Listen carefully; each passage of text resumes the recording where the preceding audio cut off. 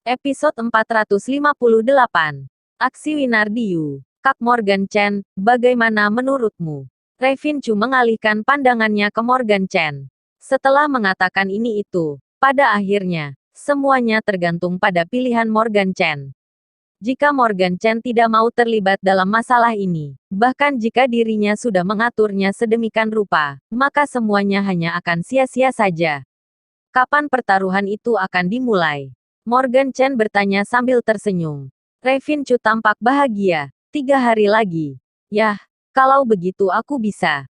Morgan Chen tersenyum tipis. Sebelumnya, dia tidak tahu inti dari pertaruhan ini. Dia juga tidak terpikirkan untuk ikut pertaruhan ini.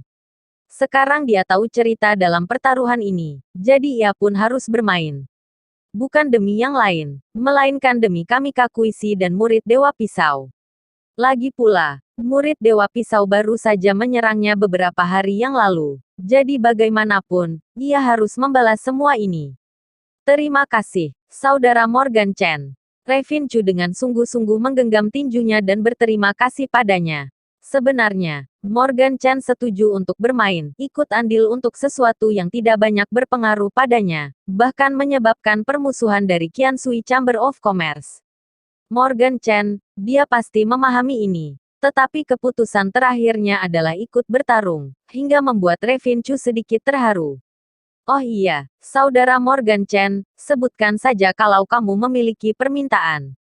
Tidak peduli senjata apa yang ingin kamu gunakan, atau ramuan untuk meningkatkan kekuatanmu. Selama keluarga Chu memilikinya, kami akan memberikannya padamu. Bahkan jika kami tidak bisa memberikannya, kami akan mencoba yang terbaik untuk mendapatkannya untukmu. Revin Chu tampak bersemangat.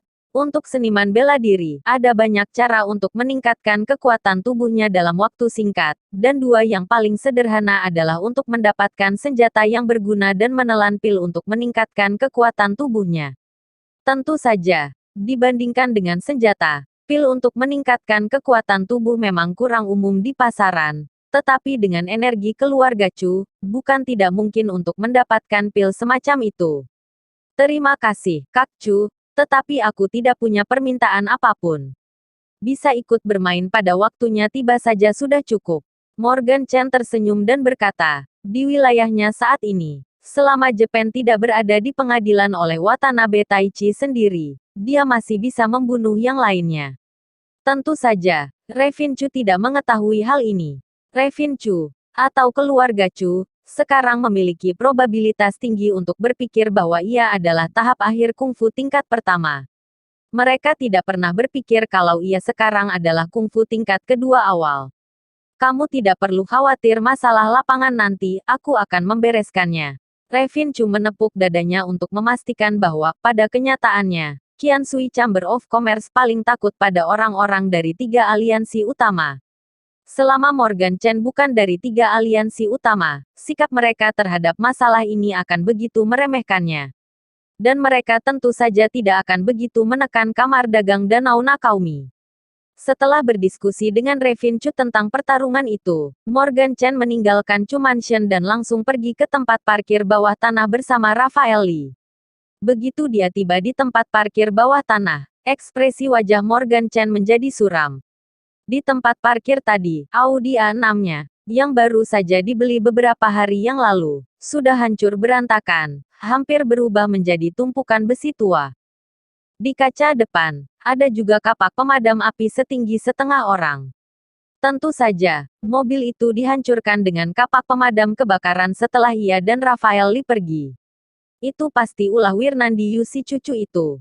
Tersirat ledakan kemarahan di mata Raphael Lee. Selain Wirnandiyu, tidak ada orang yang punya masalah dengan mobil mereka. Memang Wirnandiyu yang melakukannya. Morgan Chen menyipitkan matanya. Mobil itu sudah dihancurkan. Pikirannya tidak salah lagi. Memang Wirnandiyu yang melakukan ini. Kak Morgan, apakah kita ingin mencari cucu itu dan menyuruhnya bayar ganti rugi mobil ini? Raphael Lee dengan ragu bertanya. Keberaniannya langsung tinggi begitu berhubungan dengan Wirnandiyu. Sebelumnya, jangankan Wirnandiyu menghancurkan mobil ini, jika kakinya sendiri dipatahkan oleh Wirnandiyu, ia tidak akan berani cari gara-gara dengannya. Tapi sekarang, Tidak perlu mencarinya. Dia pasti akan mendatangi kita. Morgan Chen menggelengkan kepalanya. Dia akan mendatangi kita. Rafael Lee sedikit terkejut. Yah, apa menurutmu menghancurkan mobil kita bisa membuatnya melupakan amarahnya? Morgan Chen bertanya sambil tersenyum. Kakak Morgan, apa maksudmu? Rafael Lee mengecilkan pupilnya. Ia terkejut sampai mengeluarkan keringat dingin. Dibandingkan dengan Morgan Chen, dirinya masih terlalu muda. Untuk generasi kedua Wirnandiyu, mobil rusak hanya menjadi masalah kecil saja. Belum sampai di perlawanan yang utama. Pergilah. Morgan Chen tersenyum tipis karena Wirnandiyu ingin mencarinya. Jadi dirinya lebih baik langsung pergi menemui Wirnandiyu. Rafael Lee awalnya berpikir bahwa Morgan Chen mungkin khawatir. Tetapi ketika dia keluar dari tempat parkir, mobil Buick bisnis hitam berhenti di depannya dan Morgan Chen. Pintu mobil terbuka, dan ujung pistol hitam menunjuk ke dahi Morgan Chen. Tiba-tiba, sebuah suara kejam datang dari mobil itu. Masuk ke mobil, atau mati. Melihat ujung pistol ini, Rafael Lee langsung tegang, hampir tanpa sadar berusaha untuk melarikan diri. Tetapi kemudian dia menemukan bahwa kakinya seolah diikat dengan timah. Dia bahkan sulit untuk bergerak. Dia dibekukan oleh rasa takut yang datang dari lubuk jiwanya. Tidak peduli seberapa kejamnya dia sekarang. Pada saat ini, di depan pistol termal yang paling ditakuti umat manusia, dia akhirnya takut. Dia hanya orang biasa. Rafael Lee menelan ludahnya sendiri. Dia tidak tahan lalu melirik Morgan Chen dari sudut matanya. Tetapi ia malah melihat wajah Morgan Chen sangat tenang.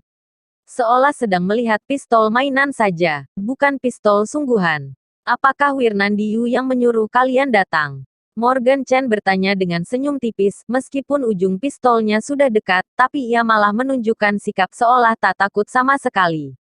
Kamu tidak mengerti perkataanku. Pria bertopeng dengan pistol itu langsung menyiratkan mata yang sangat dingin. Aku akan mengatakannya untuk terakhir kalinya, masuk ke mobil, atau mati.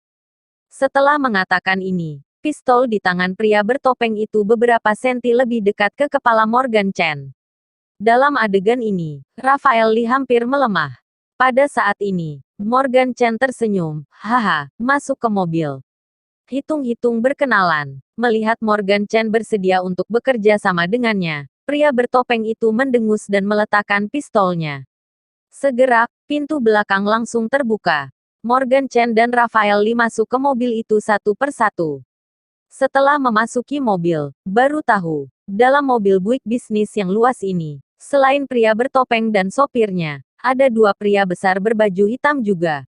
Kedua pria itu juga memegang pistol di tangan mereka, menatap Morgan Chen dan Rafael Lee dengan dingin.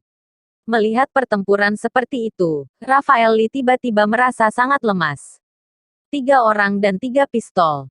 Sekarang, secerca harapan terakhir pun sudah benar-benar hilang. Sekarang akan jawab pertanyaanmu tadi. Ketika mobil Buick bisnis secara perlahan mulai dinyalakan, pria bertopeng itu mengalihkan pandangannya kembali ke Morgan Chen. Memang Tuan Wirnandi yang meminta kami untuk datang. Aku tahu. Morgan Chen mengangguk pelan. Alasan kenapa aku bertanya seperti itu hanya untuk memastikan saja. Kalau sudah dipastikan bagaimana? Ada cemoohan di mata pria bertopeng itu. Ketika dia menerima perintah dari Wirnandiyu, dia pikir dia sedang menghadapi lawan yang sulit, tetapi tidak disangka, hanya 2 orang sampah saja. Tanpa mengintimidasi, keduanya dengan patuh mengikutinya ke dalam mobil. Lanjut ya guys, episode 459, membawa orangnya. Sebentar lagi kamu akan tahu. Morgan Chen menjawab dengan samar. Sebenarnya, dengan kekuatannya, dia bisa dengan mudah menaklukkan pria bertopeng itu sebelum pria bertopeng menembak, tetapi dia tidak melakukan itu karena dia tahu, pria bertopeng di depannya ini hanyalah kaki tangannya Wirnandiyu. Walau pria bertopeng ini terlihat tenang, tapi ke depannya, bisa saja ribuan orang bertopeng lagi yang akan menghampirinya. Meskipun itu bukan ancaman baginya, tapi tentu akan menghabiskan energinya. Demi menghadapi semuanya, makanya Morgan Chen mau bersikap baik masuk ke dalam mobil pria bertopeng itu. Percaya sekali, Wirnandiyu pasti akan terkejut saat melihatnya sebentar lagi. Tuan Wirnandi, orangnya sudah ditangkap. Aku akan mengantarkannya ke tempat yang Tuan katakan. Pria bertopeng itu memandang Morgan Chen dan mendapati Morgan Chen masih duduk diam di tengah barisan belakang. Dia mengambil pistolnya, mengeluarkan ponselnya, dan mengetik nomor ponsel Wirnandiyu. Perintah yang diberikan oleh Wirnandiyu barusan adalah untuk membuat Morgan Chen tetap hidup.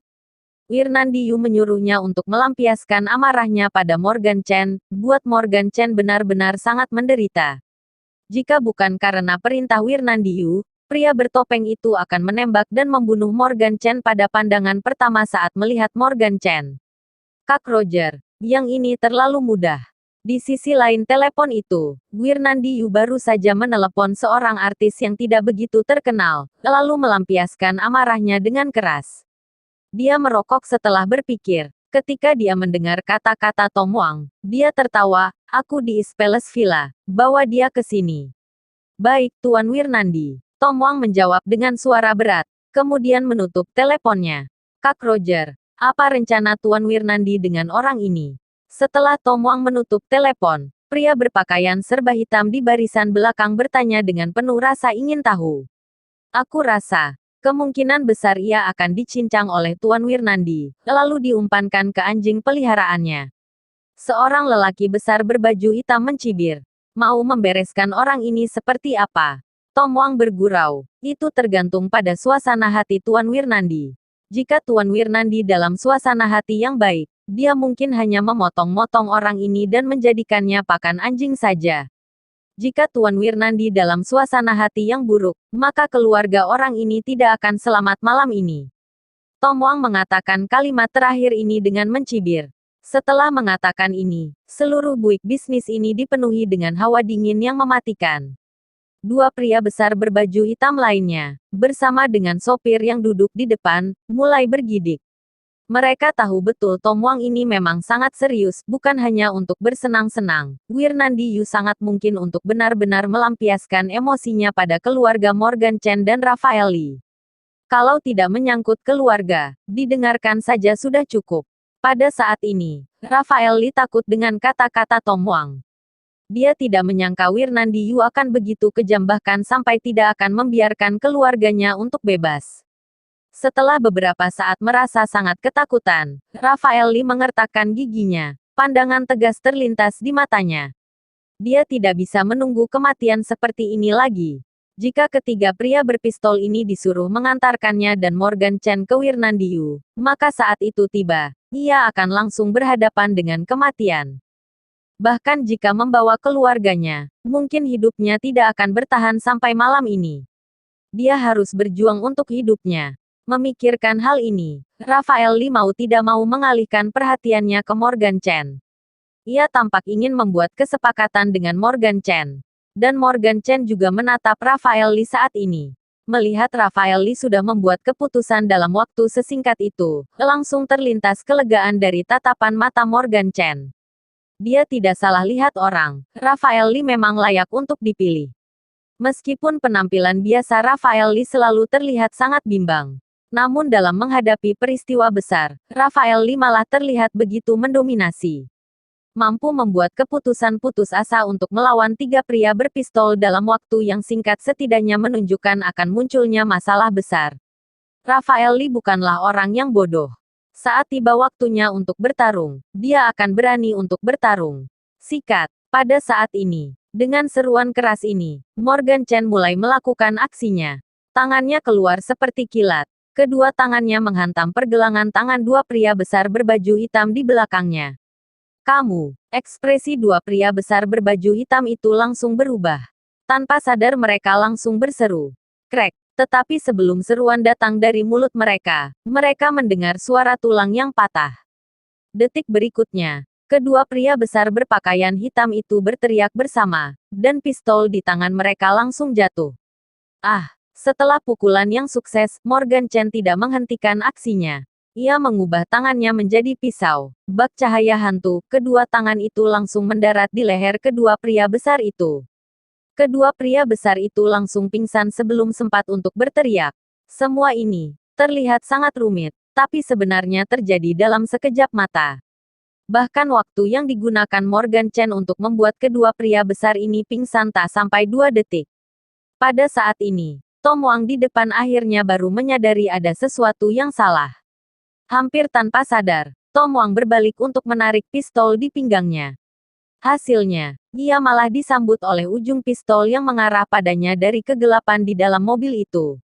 Berani bergerak maka mati. Morgan Chen menempelkan ujung pistol itu pada kepala Tom Wang. Ia berkata sambil tertawa, tidak ada jawaban apapun. Seluruh tubuh Tom Wang menegang, tangannya membeku di udara. Pada saat ini, dia bahkan tidak berani terkesiap. Meskipun keinginan untuk bertahan sangat kuat, tapi akal sehatnya memberitahu dirinya. Kalau dia berani bergerak, maka Morgan Chen akan langsung menembaknya. Kak Morgan. Dengan gerutuan, Rafael Lee menelan ludah. Matanya penuh ekspresi tak percaya. Dia baru saja, apa yang sudah dilihat? Dalam waktu kurang dari 2 detik, 2 pria dengan pistol tersingkir oleh Morgan Chen tanpa ada kesempatan untuk melawan. Dan sekarang, Tom Wang, yang bisa memutuskan hidup atau mati mereka, ditodong dengan pistol oleh Morgan Chen. Rafael Lee menggosok matanya dengan kuat, sampai dia mengusap air yang keluar dari matanya. Dia yakin dirinya tidak salah lihat, apa yang terjadi barusan memang nyata. Morgan Chen membutuhkan waktu kurang dari 2 detik untuk membalikkan keadaan. Apakah Morgan Chen itu manusia atau hantu? Pada saat yang sama, pria yang mengemudikan mobil itu juga melihat sebuah adegan di dalam mobil melalui cermin. Ketika dia melihat pistol yang dipegang Morgan Chen ditodongkan di dahi Tom Wang, sopir itu langsung gemetar. Bahkan tangannya terguncang tak terkendali karena sangat ketakutan. Reaksi berantai yang disebabkan oleh getaran tangannya, secara alami membuat setir mobil ini di luar kendali. Kemudian, mobil yang dikendarai olehnya pun langsung oleng. Memanfaatkan kesempatan ini, Tom Wang langsung bergerak. Sinar dingin melintas di matanya. Alih-alih menarik pelatuknya, ia tiba-tiba mengubah tangan kiri dan kanan menjadi pisau tangan dan menebas tenggorokan Morgan Chen. Sebagai pembunuh top di industri pembunuh ini, bukan gayanya untuk duduk dan menunggu saja. Dia ingin merebut semua peluang yang bisa dia raih. Misalnya, orang yang di depannya. Selama pisau tangannya cukup cepat, dia bisa memberikan pukulan fatal pada Morgan Chen saat pikiran Morgan Chen teralihkan. Akal sehatnya sudah pulih seutuhnya. Namun, kenyataannya sangat berbalik. Tepat ketika Tom Wang berpikir pisau tangannya akan memotong tenggorokan Morgan Chen malah mulai beraksi lagi dengan senyum tipis.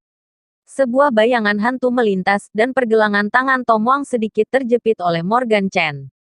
Seolah tertangkap oleh tangan Tom Wang tidak bisa bergerak sedikit pun. Sepertinya, kamu benar-benar tidak mendengar apa yang aku katakan. Ucap Morgan Chen, ia langsung menggunakan seluruh kekuatannya. Krek, dengan suara renyah, di mata ngeri Tom Wang, pergelangan tangannya langsung dihancurkan oleh Morgan Chen. Benar sekali, dihancurkan. Tangannya benar-benar dipatahkan oleh Morgan Chen. Bersambung. Jangan lupa like, komen dan subscribe. Terima kasih.